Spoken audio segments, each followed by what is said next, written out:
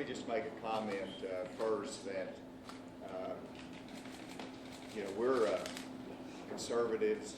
Nobody likes more regulation than what is necessary, but I reflect back to times in history, and we have needed to have rules in the marketplace to assure the freedom of the marketplace and to make sure that a free market system operates fairly.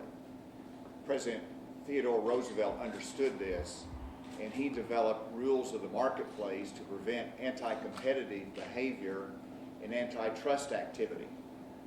That was to preserve the freedom of the marketplace in our system in this country. Now, there's not a direct comparison, perhaps, but I think what we see here with this legislation that requires licensure and some regulation of our PBMs, pharmacy benefit managers, is simply to assure fair play in the marketplace. And so with that, I want to thank the sponsors and those that have led this fight in the legislature. It is remedying a problem that we have seen here in the state of Arkansas, and I want to applaud those that worked hard to develop this legislation in a fair way. I've read it, I've studied it, I've heard the objections and concerns, I've received requests to veto it. I am not vetoing this legislation. I am going to sign this legislation today.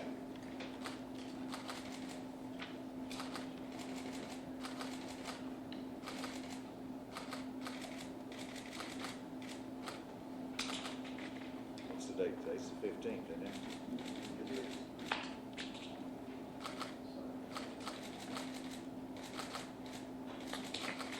All right, with that, this legislation, which is a House bill, and I'll soon sign the Senate bill as well, has an emergency clause as well for certain aspects of it, and a severability clause. Today I've signed it into law.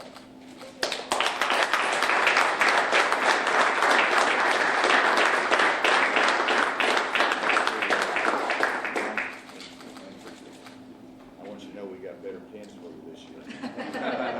Thank you, Governor. Thank you. All of you did a good job. Thank you, Governor.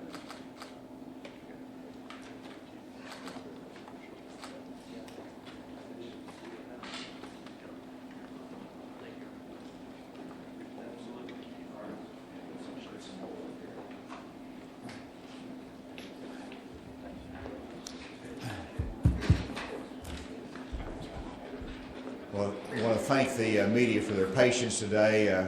We wanted to, thought we'd time this out well with the conclusion of the session and the passage of the bill, but I did want to move and transition from the special session, which has been completed in a very timely fashion.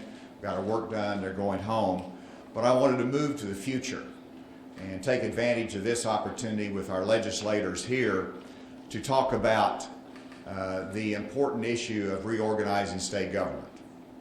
And I think back to a time just a couple months ago that I spoke to Dean Waller's School of Business, or class at the School of Business in Fayetteville. And he had a project for some of his class to develop a organizational chart for state government.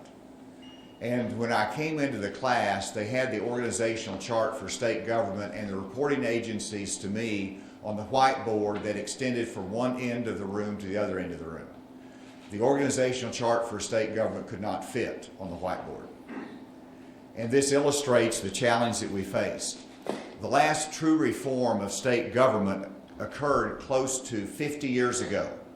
It was in 1971 when then Governor Dale Bumpers initiated reform and reorganization of state government. He found that there were 60 state agencies that reported to him, and he reorganized it with the support of the General Assembly down to 13 cabinet-level agencies that formed his cabinet, that allowed him direct management responsibilities over 13 with the agencies forming under those cabinets. That was historic transformation of state government in 1971, 47 years ago, reducing state departments from 60 to 13. Since then, our state has reversed course, added new agencies, and failed to sufficiently organize the agencies of state government in a fully accountable way that best serves our citizens. Today, we have more than 42 agencies that report directly to me as governor, and we have over 200 boards and commissions that we have responsibility for. Here is a list of the boards and commissions in Arkansas along with their agencies. Some are independent that report directly to me. Others are boards and agencies that are within the different agencies of state government. But you can see the extraordinary list of those, from cemetery advisory boards to Arkansas Board of Dispensing Opticians. These form very important functions in state government. It is about managing these in an effective way for the citizens and reviewing to determine to see if there's better ways to get it done. You contrast our current system of 42 direct reports to me, 42 cabinet officials, to our federal government, in which our federal government has 15 cabinet level officials that report to the President of the United States. This size of our state cabinet is unwieldy and does not allow for sufficient accountability to the taxpayers. This started with a legislative initiative with former Senator Eddie Joe Williams, where the General Assembly passed a directive to state government, the executive branch, to consider reorganizing state government. Since then, we have been looking at it. I have formed the Transformation Advisory Board that's composed of private sector leading business people. It's composed of former and current state employees. It's composed of legislators that are giving of their time. And so the Transformation Advisory Board, in addition to the legislation passed, urged us to re-examine, to reorganize state government in a more efficient way. And so as a result of these recommendations today, I'm announcing my plans for the 2019 General Assembly session to present a comprehensive plan to reorganize our state agencies into fewer than 20 departments of government that will form my cabinet. This is a greater than 50% reduction of our state departments. It will result in greater efficiency, greater service to our citizens of this state, and a more effective and responsive government that the people of Arkansas expect. This transformation of state government provides more accountability, will improve service to the people of Arkansas, and will, in the end, be more efficient in the use of taxpayers' dollars. In order to get from this announcement today to the conclusion in next year's session, there has to be a process. And I'm asking for legislators' continued engagement in this. I'm asking for the Transformation Advisory Board to take the lead in developing the specifics of the plan that we will present to the legislature. It must be driven not from the top of state government. It must be created by the stakeholders, by the citizens of this state, by our state employees, as well as our legislators. With this process that will go on through this year, we will develop a plan that will reduce state departments by 50%. It will again allow us to be more efficient in our operation. I recognize the challenges this presents. This is not easy. There will be those that are concerned about their jobs. There will be those that are concerned about their position. There will be stakeholders that will be concerned about where their particular department ranks in state government. We have to set that aside as well as work with them and listen to them. We have to come up with a solution that meets the objectives of service orientation, efficiency and responsiveness and accountability in state government. I think back to what we've done in our transformation efforts thus far. we have engaged in multiple transformation efforts that did not result in the forced layoffs of any personnel. We reduced state employees by attrition and by efficiency, but not by layoffs. And that's the intention of moving forward with these transformation efforts. And I want to assure state employees that we'll handle this more massive, comprehensive transformation effort in the same way. We want everybody to be engaged in it, and I want to compliment the Transformation Advisory Board and their work on this. Mike Carroll, who is in the private sector, volunteering his time as chairman of that, but many other engaged in it as well. I think back as to how long transformations have been going on in reorganization of structures. And Moses, it's been going on since Moses, is the answer to that question. Because if you remember, Moses was not handling all of his challenges in administering government very well, and his father-in-law came to him, Jethro, and said, you need to appoint people that will be accountable to you that can carry the load in the management of the affairs of government. And that, since then, private sector, corporate restructures, and government restructures focuses on the accountability, the delegation of authority, and the efficient operation.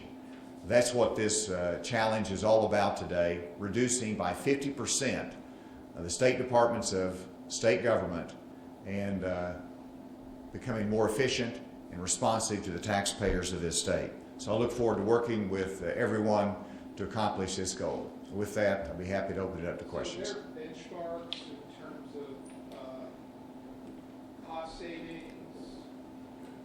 And are there certain things that are off that you ruled out, like merging state retirement systems, merging Department of Education, higher ed? I mean, we were through a major proposal back in Huckabee's era. I think it passed the Senate, failed in the House.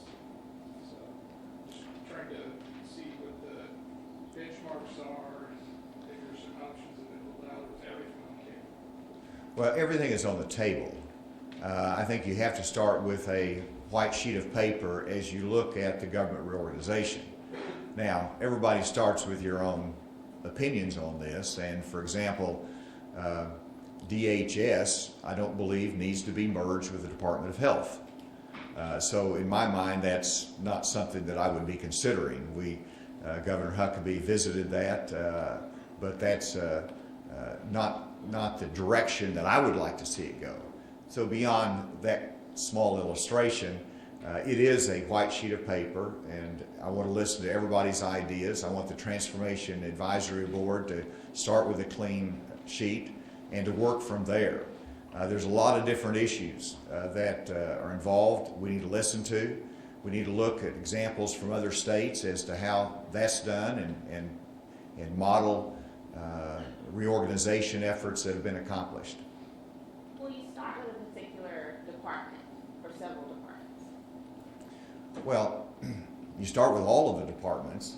So right now, again, there's 43 that report to me.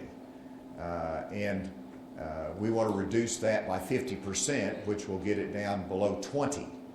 Now, as to whether that winds up at 15, as in the federal government, or whether it winds up at 18 or 20, that's what the debate will be about. But let's start with the boards and commissions, for example. I'll tell you a story. One day, we had some interns in our office, and we assigned them the responsibility for checking out some of our boards and commissions and getting a good grasp of all of them that had staff and executive directors and what was happening in our boards and commissions. An intern could not get a hold of an executive director because they were not showing up at work. They brought that to my attention, and I'd never heard of this particular executive board. And that just illustrates the massive amount that's out there. So I think you can start with the boards and commissions parts of it and say, how can we more efficiently do this and serve them, because they serve important functions. But we can allow them to use shared services where everyone doesn't have their own executive director, or everyone doesn't have their own accounting system, or everyone doesn't have their own IT system. They can, on the smaller boards and commissions particularly, you can combine those services and be more efficient and save money. I didn't answer the second part of your question, Mike, that as to the amount that can be saved in this effort. You just point to a small transformation that we made, combining rural services and science and technology into economic development. We estimated that would be a $10 billion saving over 5 years. We exceeded that amount of savings in 3 years. And so you just put that in perspective as to, and no one was laid off, no one lost their job as a result of it, but over time there were rent savings, there was management savings, and there was employee savings over time. And so that's a small example, and you multiply that by state government, you can see that you're dealing with a fairly significant amount of money. And so as we put a framework on the reorganization, then we'll have DF&A more specifically evaluate it, and we'll have better estimates as we go into the next year's session. You talked about attrition, not laying off employees, but not filling vacant positions. What's the optimal size of state government in terms of just how many positions do you think over the years we can afford to lose? We've worked hard on that every day. And in fact, we have reduced the number of state employees that report to me by 1,000 since I became governor. And so we look at it day by day, and my agency directors are doing it. It's not just a governor thing, but I have a team of cabinet officials that are driving this every day. And we want to look at, there was one example that we had a number of contractors in state government, and we sold off that business to the private sector. That was from the Department of Health. And so that was an example of why compete with the private sector, let them have this responsibility. And so that's almost a separate issue than the reorganization of the agencies and departments of government. That is a management issue that I want my cabinet to be engaged in every day. And I don't think there is, I can give you a magical number. I can just say that we've reduced it by 1,000 since I've been governor for those agencies that report to me. And I hope as time goes on, we use technology and we become more efficient, and we'll be able to continue to create those savings. Can you get it? I mean, some bloggers are going to say, well, he's in a Republican primary, that's why he's announcing this now. Can you explain the timing? Maybe why you didn't do this sooner? Well, Or is it because you got to find a way to pay for that $183 tax? well, I think anybody who looks at what we've done, we've engaged in transformation efforts since day one, an efficiency effort. We have not had a general session of the legislature, and we've had some special sessions in which every one of those have been transformation efforts in state government and efficiency efforts. This last year, we reduced our number of criminal detention review boards from, I believe, 40 down to 8. That's a significant efficiency effort that we engaged in. We have the Private Education Career Board was the commission that I referenced. That was moved into the Department of Higher Education. And so everyone needs to understand that this has been an ongoing effort for the last 3 years. In terms of this announcement today, I want to, just as I announced some time ago, of the desire to lower the income tax rate to 6% in Arkansas. That is setting the stage for next year's session. This is setting the stage for next year's session. And so that's what this year's about, is to listen to the voters, to educate them as to what we want to do, to develop these plans and be ready for next year. So the timing is a culmination of what we've done through the Transformation Advisory Board that was created last year. It is the result of Senator Eddie Joe Williams that was passed probably at least a year ago. All of this we've been working on. It results in the announcement today. What's the timeline they have for when you want to hold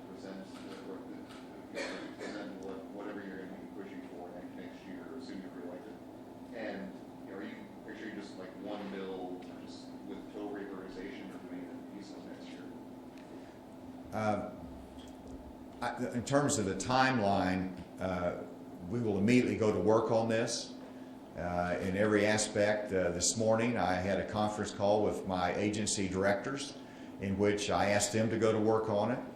We have a letter going to all state employees and a communication to them that will, one, give them confidence in their job and that this is not directed at them. This is an efficiency effort. And so we've started asking for their ideas through the My Idea line or through the Transformation Advisory Board. There's different ways. We want to hear from state employees as to how we can best do this. Time-wise, I would like the Transformation Advisory Board this October. Amy, is that the time frame? What's the deadline I gave you? Yes. This fall, I said October, to have a report back to me so that we can start preparing legislation and the work with the legislature for the session coming up. And there's going to be, whatever comes, there's going to be a lot of tinkering with it. We want to get this right. And so we'll be listening. And yesterday I presented to the leadership of the House and Senate, and today I've spoke to them, the caucuses, about this. They have great ideas, and so this will be a work in progress as we head to the session. I would be doubtful if it would be one bill. I got a feeling it will be multiple bills so that we can give them a due hearing and respect the committee process that they have in the House and Senate that is really shaped around the state regulatory authority and their oversight functions. You mentioned Are colleges and universities, Department of Transportation, Game and Fish, that's not part of the review? No, they're independent agencies under our Constitution. There may be some overlap in terms of boards and commissions that relate to them, and there might be some negotiating with them, but that's not the focal point in the agencies that report to me. Will the advisory meetings be open? Will these Transportation Advisory Board meetings be open? I don't believe they have been in the past. You Yes. mentioned the advisory board that you have ongoing looking at efficiency and asking now your cabinet to look at efficiency. Is it possible that you'll have too many people coming up with ideas, and how do you make sure the process of looking at efficiency is in itself efficient? Well, there are going to be a lot of ideas, and at some point I have to make a decision on the plan that I believe works best for the executive branch. This is a legislative and budgetary function of the legislative branch, but ultimately it is about the executive branch and how we can function best for the taxpayers. And so I hope to have my stamp of approval on it as it goes to the legislature. This is my initiative based upon the direction of the legislature and saying we need to do this better. It's going to be my initiative that we present and reduce the cabinet reporting agencies by 50%. So the meetings won't be open? Is that what? We'll comply with the Freedom of Information Law completely, but this is a board that has been working in the private sector capacity, so we'll have to get back with you on their plans and Mr. Carroll and his chairmanship as to how that's done. I Yes. just want to clarify, so is this actually going to be reducing, taking away departments, or we're just merging them together? Or putting them in, I guess, subcategories together? So will some departments actually be going away? That's not the purpose of it first. The purpose is to reorganize. Now, whenever you reorganize agencies, you will have savings from a merger of IT functions. Human resources are combined. That's where the savings have been before. So it's the reorganization that is the primary focus of this. In terms of eliminating, that's a little bit of a separate issue, but through the course of this study, you're going to see agencies that, or a board or commission, where we will ask, why do we have this? And so that will be a separate debate, and there might be some off benefits from this that will result in legislation, but the focus is the reorganization and the savings and more efficiency that will come from that. You're basically eliminating duplication eliminating duplication, and in addition, making it more accountable and efficient in its operation. I'm an elected official, and I run the executive branch of state government, and I want a cabinet that I can meet with in this room that shares my mission, that will carry this out every day in the workplace with all of the departments and agencies that are part of their agency of government. And so that is the objective. It is a management tool, it is an efficiency tool, and it is a service tool to better serve the public. Can you clarify, you said that there may be people worried about their job. What's your message to them? Can you just clarify that? Forgive me if you had already answered. No, anytime you have change in the workplace, there's people that get nervous. They get nervous because, well, I might not be doing it the same way I've always done it before, or there's going to be change that I don't embrace. So people resist change. But then you also have some worry about, well, I'm in human resources. The governor said there might be human resources that's combined if we go in and merge with another agency.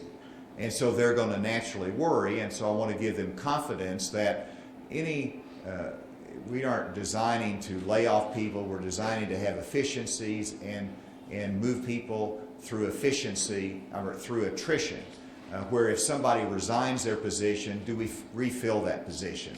That's the attrition that we're speaking of. And all that we've accomplished in state government thus far has not resulted in firing people or laying off people. They should have that confidence. Do you anticipate layoffs? I do not anticipate layoffs. We asked a couple questions back on the fiscal session. Okay? So is this sort of a process where we have a fiscal session devoted to budgetary matters, and then a special session afterwards dealing with policy matters? Is that the template for what we're going to do in the future to avoid? Well, We're relatively early in the history of fiscal sessions, and really know. that's right. And someone made the observation that I've had more special sessions than maybe previous governors. And I thought about that, and I think one of the reasons is that because I'm the first governor with regular fiscal sessions, and we're still new in this experience, that fiscal sessions leads to special sessions. And the reason is that the legislators are convened together, and those that have problems in state government raise the issue during the fiscal session to the legislators. And if you don't want to resolve it in the budget session, then that leads to, well, we've got to solve it otherwise. Now, it doesn't mean we're always going to have a special session following a fiscal session, but I think there is a connection there. And I'm not wild about fiscal sessions. I like 2-year budgeting cycles, but that's what the people voted in the Constitution. That's what we have, and I think there is a connection to one leads to another sometimes. As to the pattern for the future, I will certainly not plan on special sessions following fiscal sessions. I hope that does not happen. Doesn't have to be the case, but fiscal sessions do bring to the surface other challenges that need to be met. So there's been a question asked numerous times and we've never got a straight answer. How are we paying for Senator Rayburn's bill? What, the 529? Right. He's got a $5 million fiscal limit. I've looked at that. I've looked at the DF&A review of that, and there's so many variables in that legislation that it is really difficult to predict any budgetary impact. They did the best they could in estimating that. So this is just something we're going to have to watch. It does not impact us in the short term. We'll watch it down the road. Thank you all very much for your time and attention to this. You all have a great day.